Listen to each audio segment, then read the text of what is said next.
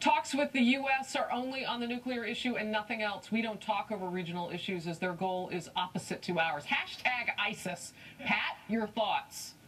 Well, I'm not even sure who's for the deal in Iran, but everything they're doing works against us, and this president has been in bed with them since day one when he wouldn't support, after the riots in the streets by people after the rigged election in 2010, and he said nothing, and he wants to attract them as allies.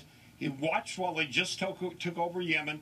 The Revolutionary Guards Corps, which controls Iran's nuclear program, has said they are not going to. They're totally opposed to this deal. They're the ones taking over, helping this war in Iraq, and their leader is the one. They have killed thousands of Americans, and we have done nothing. And I've never seen anything like where we trade out our allies for our enemies, and the Gulf states are terrified.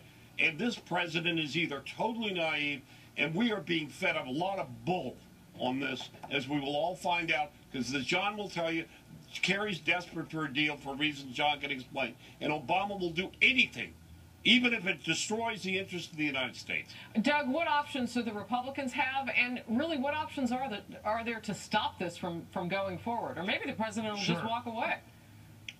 Well, there is the option of passing legislation now that says that any treaty with Iran has to be ratified by the Senate. Now, the problem is the president has made it very clear he'll veto that legislation, so we need 67 votes in the U.S. Senate to override the veto. That being said, it's a very high bar to overcome, especially since Obama has made very clear there'll be retribution against any Democratic senator who opposes him. John? Well, the first one is the news story today that Senator Bob Menendez will be indicted this week by the Obama Justice Department. This is the guy that said the Obama administration was taking their talking points from Tehran. That's a Democrat saying that. The other things, to piggyback on what Pat and Doug just said, that's a disgrace. Leading up to this agreement, the Obama administration has removed Iran and Hamas from the terror watch list. So they're no longer listed as threats to this country, which is ridiculous. The capital of international terror is Tehran. Here's what's coming, guaranteed. A deal is a done deal. This is the Kerry playbook. I've seen it. So you think this is going to happen? It's done. And so he will sell out. He's tweeting? He's playing to his hardcore base to let him know, oh, yeah, death to America. But we want the deal. The reason they need the deal is their economy is a basket case from the sanctions that we've put on. We have these. And the international Listen, sanctions. we've got these bastards on the ground with our heel into their neck. And what are we doing? We're lifting the heel off and not getting anything for it. We're giving them what they want so that Kerry can win the Nobel Peace Prize, Obama can say, oh, I've changed the Middle East, and the world will be much worse because of this thing. Wow. You And Kerry can run for president. Pat? Yeah. And Kerry can run for president. I have said that I'm outnumbered. I've said that there are some indications that he might try to look at that. What are your thoughts?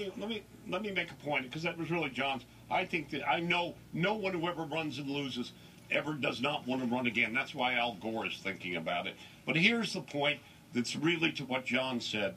You know, in the tweet, the Ayatollah apparently today was out chanting death to America.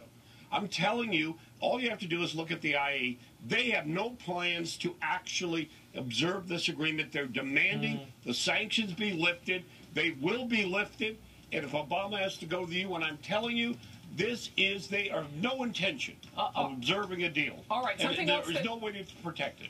I don't care what Bob Woodward says protecting Obama. He and Judy Woodruff this morning, they were a disgrace. I'm not going to try. I'm going to let him get the last word, because that's Pat.